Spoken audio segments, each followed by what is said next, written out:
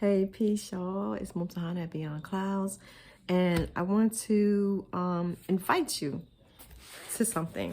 First of all, let me say I mentioned this book before. This is the book for this month's, well, the book of the month for this month for the Beyond Clouds adults reading. So I can't tell you, man, this book is fire. Do you hear me? This book is, if you love history, if you love history about indigenous peoples of the Americas, this book, I'm telling you.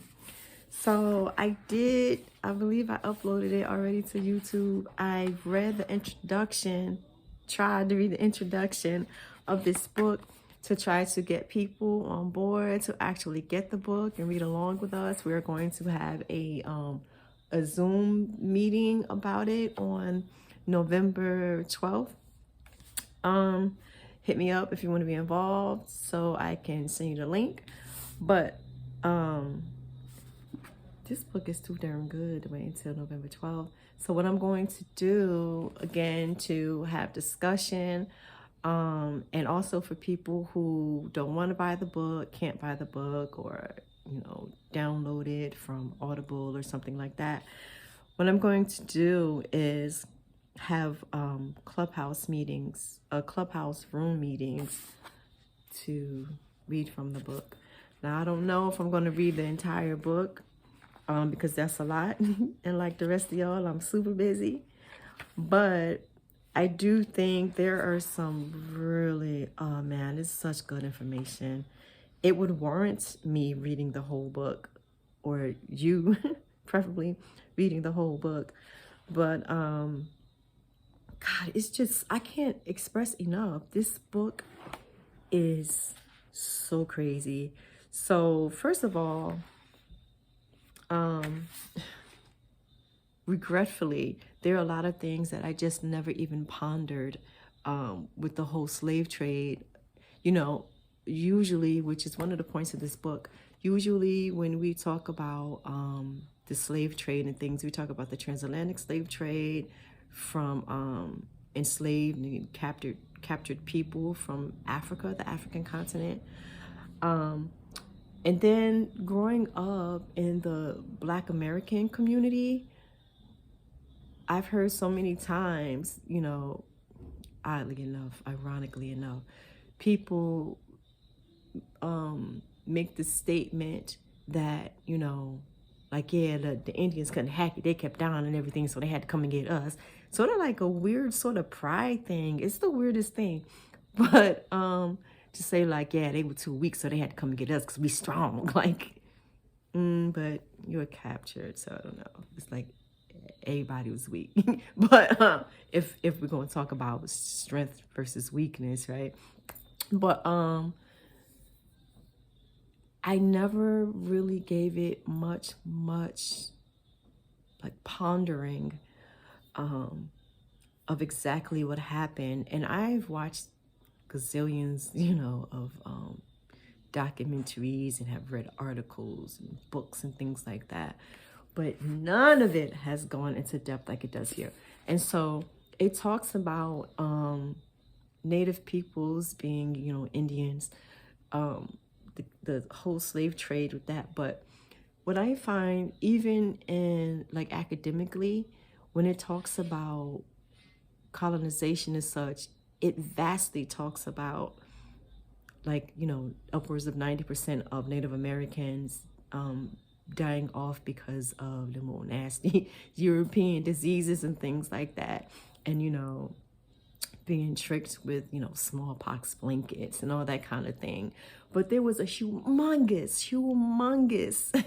slave trade going on with them long before, 1619, when the first Africans were brought over here. And so, man, this book, you have got to read this book. If you're not going to read it, sit back and listen to me try to read over it without stumbling. But please check this book out. And let me tell you, so if you can actually get the book itself, I am listening to it on Audible, but I'm also going through the book itself. There are a lot of cool like pictures in here and stuff. I'm sorry, I'm getting my boiler. I'm getting a new boiler, so you're gonna hear the guys walking in and out. They're gonna be here all day, so I had to do something we're gonna have to ignore. But they have awesome prints in here of vintage photos and stuff. They have awesome maps and things, and just man, so much. So the book itself, the book goes to page 314, and then you have this thick epilogue. Look at that, with footnotes and such, acknowledgments, appendixes. Oh my God, just crazy amounts of notes, like 100 pages or so of notes. Then you have your index in the back, of course. I can't stress how much you need to have this book. And so there are so many things, like I said, that I just never pondered or even knew about. So at one point it talks about natives being captured, not only from like the mainland here, North America, but it talks a great deal about, the Caribbean. That's very interesting to me on a personal level also, because along with being Galingaga and Mohawk, I'm also Taino. My people are from the West Indies, from Bahamas, my father's family. And so that's very important to me, and for me to pass on to my children, grandchildren, for them, to continue it down the line of descendants, inshallah. But also, my family is from Exuma, and Exuma had a very high population of Muslims. So even when Columbus came over and such, there were Muslims already there and things of that nature. But I did not also know that there was a high population, a very large population of Muslims in the Philippines. Very interesting. Did not know that.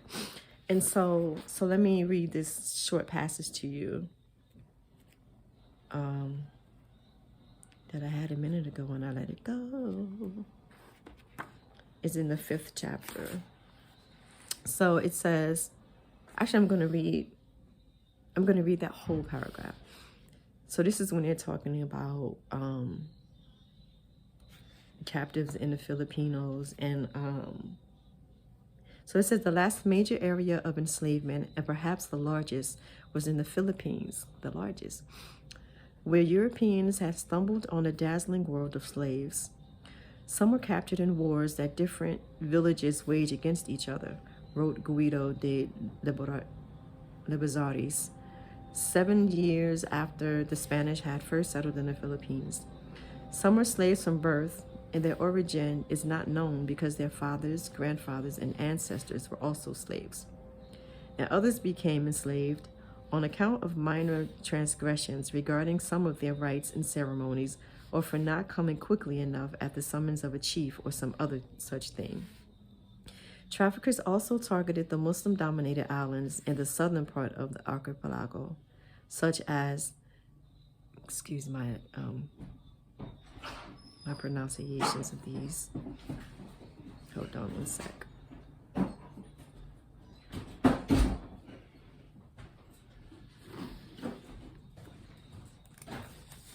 So I wanted him to go by.